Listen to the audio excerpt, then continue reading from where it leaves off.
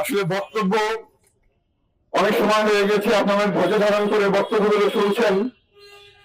আসলে বক্তব্য দেওয়ার আর কিছু নাই। আপনারা ইতিমধ্যে অনুধাবন করতে পেরেছেন যে আমরা, এটা হচ্ছে মুসলিম বঙ্গ, এটা মুসলমানের দেশ, যে দেশের 92% মানুষ মুসলমান। কিন্তু দুঃখের বিষয়, এই মুসলমান একজন আমাদের মেয়ের ধর্ষণের দাবিতে আমাদেরকে রাস্তায় নেমে আসতে হয়েছে। এর চাইতে দুর্ভাগ্য মুসলমান হিসেবে এই বাংলাদেশে আমাদের আর কি হতে পারে? এই মুসলিম বঙ্গ, আপনারা 24 দেখেছেন। হাসিনা কি ভেবেছিল 24-এ তাকে ইন্ডিয়ায় পালিয়ে যেতে হবে? আমি সাবধান করে দিতে চাই, বর্তমানে যারা প্রশাসন আছেন তারাও কিন্তু ভাববেন না যে এখানে আমরা গুটি কয়েক মানুষ আছি। এটুকু বলতে পারি, এই আন্দোলন এমন পর্যায়ে চলে যাবে, পুরো দেশ সংস্কার হয় নাই কিন্তু 24-এর পর। আমার মনে হচ্ছে এই আন্দোলনের মাধ্যমে প্রশাসনের সংস্কার আমরা করবো।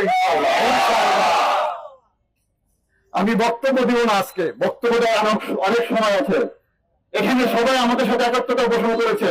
যারা এখনো একাত্মতা পোষণ করেননি, বিভিন্ন রাজনৈতিক দলগুলোকে আমি বলবো, আপনাদের এই আশামণি আপনাদেরও মেয়ে, আপনাদেরও বোন, এই আশামণি এই দেশের একজন মেয়ে, সেই হিসাবে কি তার পাশে আপনারা দাঁড়াবেন না? আমরা কোনো ব্লেম দিব না তাদেরকে, কেন তারা আসেন তাই। তাদেরকে আমরা আহ্বান জানাবো, আপনারা এই আন্দোলনের সাথে শরীক হন। আমরা ধারাবাহিকভাবে আমরা এই আন্দোলন চালিয়ে যাব। আমি এখন আমাদের কিছু দাবি আছে, সেই দাবিগুলো আমি পেশ করছি। আমাদের প্রথম দাবি, আপনারা ইতিমধ্যে শুনেছেন, পুলিশ হেডকোয়ার্টার থেকে সামাজিক যোগাযোগ মাধ্যম ফেসবুকে যে স্টেটমেন্ট দিয়েছে, সম্পূর্ণভাবে স্টেটমেন্ট ভুল, মিথ্যা, এবং যে ভিকটিম, যে আসামি, তার প্রতি একটা অপবাদ।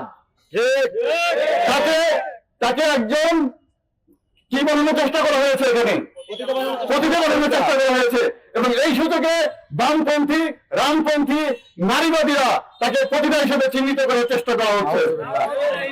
আমাদের প্রথম দাবি হচ্ছে এই স্টেটমেন্টটা উল্টো করতে হবে অনতিবিলম্বে। 24 ঘন্টা সময় দেওয়া হলো, এই স্টেটমেন্ট উল্টো করতে হবে। 24 ঘন্টার মধ্যে স্টেটমেন্ট উল্টো করা না হয়, আমরা বৃহত্তর কর্মসূচিতে চলে যাবো ইনশাল্লাহ। 2 নম্বর দাবি হচ্ছে, আপনারা জানেন আমার পাশে দাঁড়িয়ে আছেন বিক্রমপুরী সাহেব, উনি এই আন্দোলনের, আমরা আজকে এই পর্যায়ে এসেছি, ওনার অবদান অনেক, আরো অনেকের অবদান আছে, বা ওনার অবদানকে আমাদের স্বীকার করতেই হবে। ওনাকে হত্যা করার জন্য আপনারা জানেন আলিফকে হত্যা করেছিল ইসকন, ঠিক সেই রকম আলিফের রেফারেন্স দিয়ে ওনাকে হত্যা করার হুমকি দিয়েছে ইসকনের পঙ্কজ পাল নামে এক খোলাঙ্গার। আমরা এই পঙ্কজ পালকে 24 ঘন্টার মধ্যে গ্রেফতার চাই, গ্রেফতার করতে হবে। আমাদের আরেকটা দাবি হচ্ছে, এই মামলার যে আয়ও আছে, সে আয়ও বিভিন্ন ভাবে এই মামলাকে ভিন্ন খাতে প্রবাহিত করার চেষ্টা করেছে। গতকালকে আমরা তার সাথে কথা বলতে চেয়েছিলাম, কিন্তু সে পালিয়ে গিয়েছে, টর্নেডো ঢুকেছিল, আপনারা জানেন। আমরা এই আয়কে পরিবর্তন চাই, এই মামলার আয়কে থাকতে পারবে না, এবং বরখাস্ত করতে হবে তাকে। আমাদের চূড়ান্ত দাবি হচ্ছে তাকে বরখাস্ত করে নতুন আয়ও যুক্ত করতে হবে। আমাদের চূড়ান্ত দাবি হচ্ছে আসামি সঠিক বিচার এবং মৃত্যুদণ্ডের মাধ্যমে এর সাথে যারা সম্পৃক্ত আছে তাদেরকে মৃত্যুদণ্ড দিতে হবে।